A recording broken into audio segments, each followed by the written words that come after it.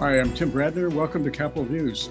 Today we have Representative David Nelson, newly elected state rep in the Anchorage District 15. David, welcome to Capitol News. Thank you. Thank you so much for having me. David, I think the first thing I'd like to you could tell our viewers a little bit about the district, where in Anchorage is District 15 and what are the boundaries? What kind of, what's the district like?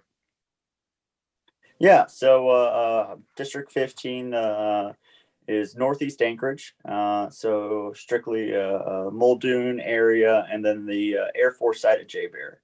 That's just a rough geographic location for my district.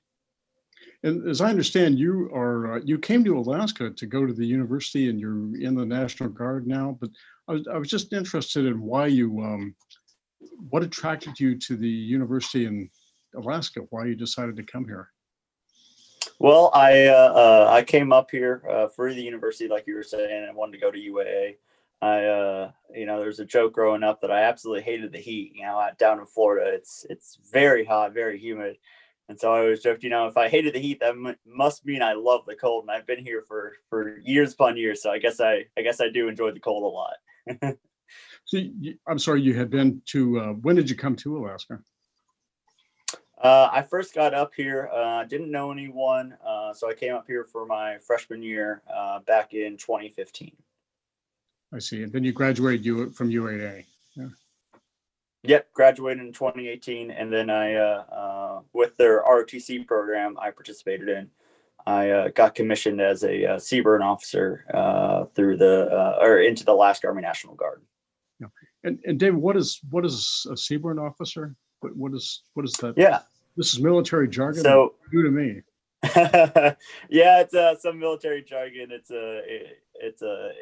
an acronym, so it stands for chemical, biological, radiological, nuclear, and it's a branch that the Army has just dealing with those types of degrees, and it's a field that I got into. There's not many of Seaburn officers out here in the state, not many in the Alaska Army National Guard, and it's been a pleasure the past few years to be involved in that. So did that help you? And as I understand, as soon as you get into the Guard, and we now have a pandemic, and you had to immediately put some of your skills to work. Maybe you could just tell us a little bit of what that was like. Yeah, so I commissioned back in 2018 through the UA Army ROTC program. And for the first few years, going through training, kind of getting under my feet, talking to some of my NCOs during it.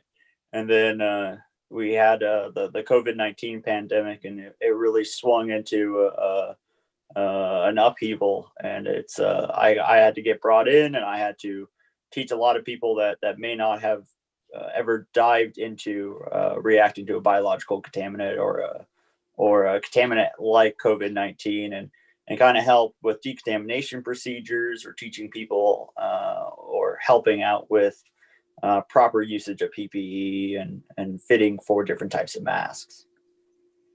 So you got a baptism of fire right away, and using some of your skills.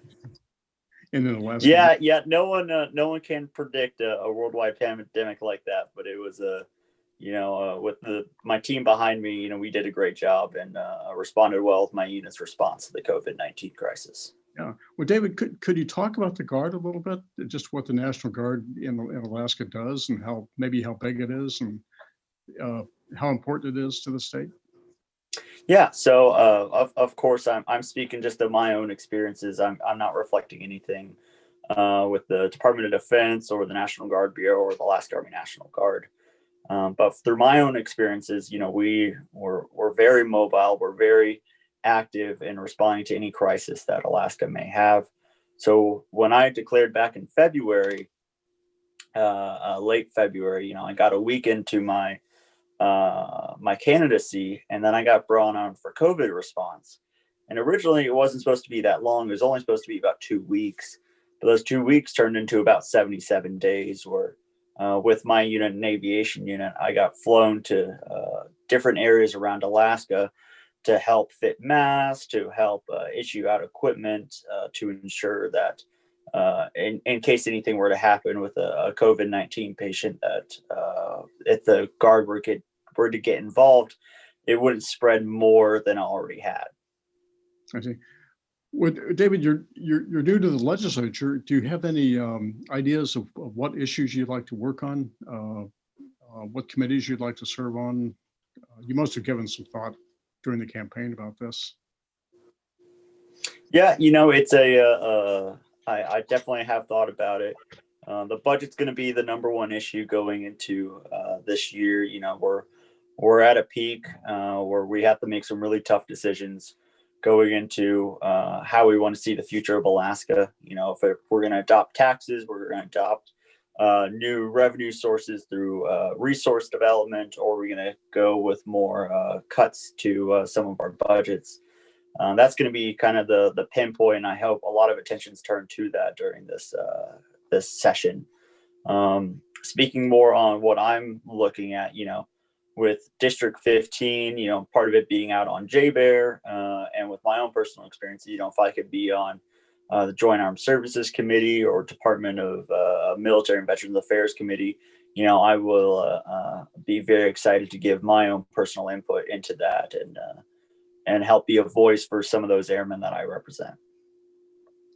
That's a pretty significant population in Anchorage, and I would imagine that the military community is also interested in the things like schools, the things that all Alaskans are interested in. Are there schools? There are schools on JBER, aren't there? Anchorage School District. Yep. There are a few schools out on JBER, and it's a little difficult with the federal side and trying to communicate with that with education sources. But yeah, there's a few schools out there. Yeah. Well, listen, David, thanks for taking a few minutes with us and talking about your interest and your background. We're about out of time, but I appreciate your taking and spending some time with us. Thank you for joining us today.